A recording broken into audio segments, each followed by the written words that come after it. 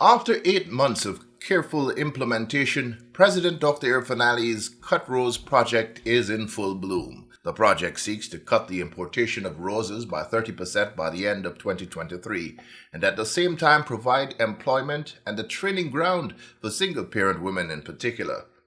8 months ago, the Ministry of Agriculture was tasked with the rollout and management of this project, which is being executed by the National Agriculture Research and Extension Institute NAREI in its compound at Monrepo on the east coast of Demerara. To this end, 2,600 rose slips were purchased and imported from Sao Paulo in Brazil and planted in the shade houses set up for the project. These roses are well adapted to our tropical conditions. Each shade house was populated with 600 plants, featuring 25 color variations. Since then, the Rose Project has been significantly advanced, with harvesting of roses already underway and on sale to local florists and the general public. Mr. Aaron Ramroop is the NAREI officer responsible for overseeing the day-to-day management of the project. I caught up with Mr. Ramroop at the project site and had a chat with him. The aim of this project is primarily is to reduce importation of fresh roses, which we do over the years from Canada, America, Holland, and so on. Secondly, we want to make fresh roses readily available throughout the year to the Guyanese population, person who are interested in buying and in the rose business. They can come here at NAREI and purchase, basically. Let's talk about the market for these roses, average cost and so on for a bouquet of the imported roses, in terms of how it compares to what you're doing here. Okay, so the average cost per bouquet, it depends on the pattern and the design and the bouquet that we're talking about. You will find it range from $2,000 to $20,000, and of course this comes with not the rose alone, but other fillings and so on. So it varies, and certainly there is a high demand for rose in Guyana. As if anyone can go through the importation list of rose in Guyana, which is on the NPPO website, I think, you can see the demand, because the amount that we are importing certainly it's indicating that there's a high demand for it. How much is the average retail price for your roses here? Well, our average retail price is approximately $500 per rose. So that's our initial startup. And we're talking capacity. You've got 3 or 4 shade houses up and running. Let's talk about capacity for each one. So we have an estimate. We have an estimate per week from 2 shade houses. We have an estimate of 400 roses per week we can harvest. So, and then in the next 6 months, we can have that double, because the project is 4 shade houses, and each shade house has a capacity of 600 plants. So the project is roughly around 2,100 plants.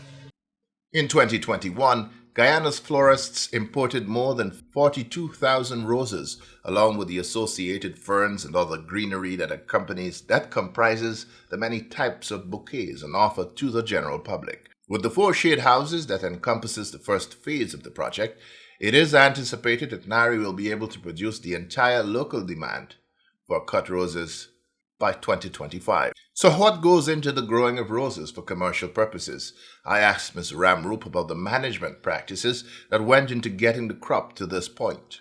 Growing roses is not something simple, right? But it's something that if you put dedication into it, you can achieve success. Some of the key things on the technical aspect of growing rose, which we consider good agronomic practice, it is certainly require. And I can mention some of the most important agronomic practices that we would have um, executed over the period of past 8 months. So these plants, after we would have purchased them, um, we planted them. Of course, we did fungal treatment, because rose primarily, these varieties here are very susceptible to fungal attacks, and it is important that you do have a proper spray regime with the rotation of different fungicides. So that is one of the key to getting quality roses. In addition to the pest control, they have another important practice, which is bending of the stems. So if you notice some of these stems here, if you notice them that we when they're very small, we bend them, because what is the idea of it, right? The idea of this practice is that when you bend them, you get more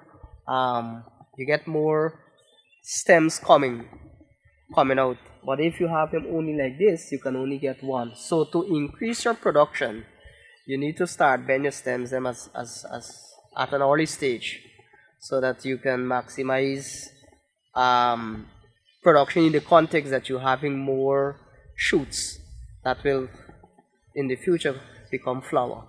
So that is something critical you gotta note. And let me be frank, I mean, sometimes that when the workers them do the bending with the guidance of the technical people, first they said that they break in it and so on. But we would have seen that these plants are very rustic, they're very hard, so bending is not anything dangerous to them. In addition to that, roses need a clean irrigation system in the context, clean water. We would have set up a ionized filtration system, which we do drip irrigation system here. And you can see here, this is the drip irrigation hose that each plant is being given it a portion of water. Of course, this has a timings on the day on when we do the irrigation to these rows. So that's the agronomic practice. Now, getting the rows to the market standard is very important, right? We did consultation with some of the buyers, and they would have indicated to us the size and the structure and so on of the rows. And of course, I mean, there are techniques that what we did that will give you the structure that is required. For example, we are doing this mesh, which is, of course, it got various purpose. One of the critical purpose of this mesh is to train the rows to be a cup shape. Like I'll show you guys in a few some of those that what we would have removed the mesh, and you will see the actual structure. In addition to that, we applied growth hormone to increase the size of the rows, which is gibberellic acid. And of course, these application would have done based on research that was done in Brazil and other countries. So the dosage and all the methodology and technique of application of hormone, we follow research, and that is how we came up with some of these things. The use of the polyethylene mesh on the roses as a way of training them to grow in the required shape demanded by the market means the growers have to have the mesh placed on each individual rose bud, providing employment opportunities in keeping with one of the goals of the project. So this is the technique of training the rose with the polyethylene mesh, right? So as you can see,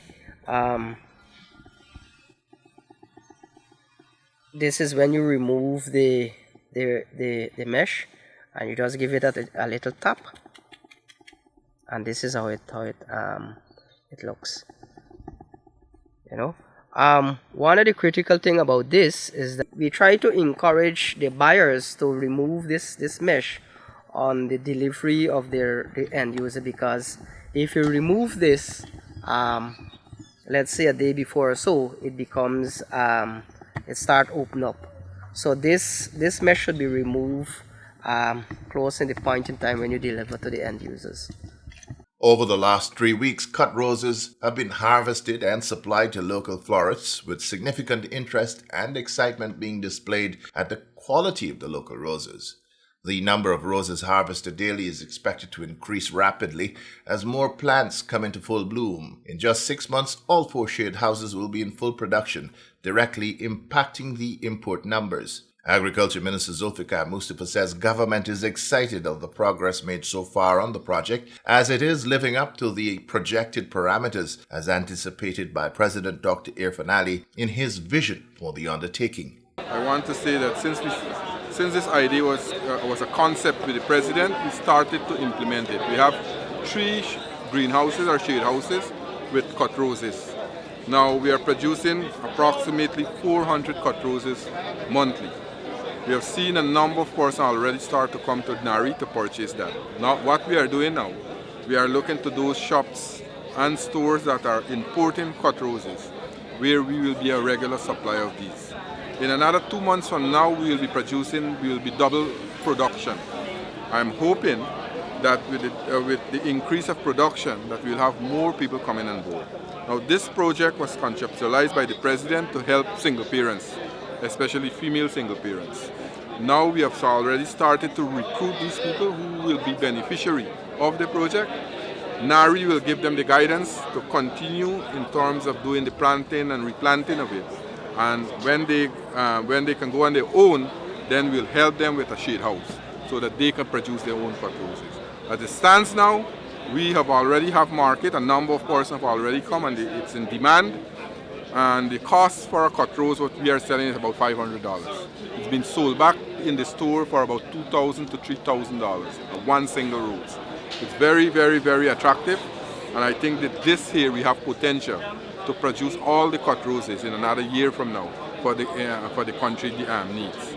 So I'm hoping that this year will be a big industry for us, like what we are doing in the aquaculture, in terms of the prawns project for single parents and young people too. So the idea is that the 4 shade houses at NAREI will provide a training ground for single-parent women interested in getting involved in the commercial cultivation of roses as a business. They will work at the Rose Project, learning every aspect of growing roses and managing the crop through its life cycle, after which they will be able to go off on their own. The single-parent women will be provided with the cuttings for getting started. They will also be provided with the materials for the establishment of the shade houses on their farms, a key requirement for the growing of the roses.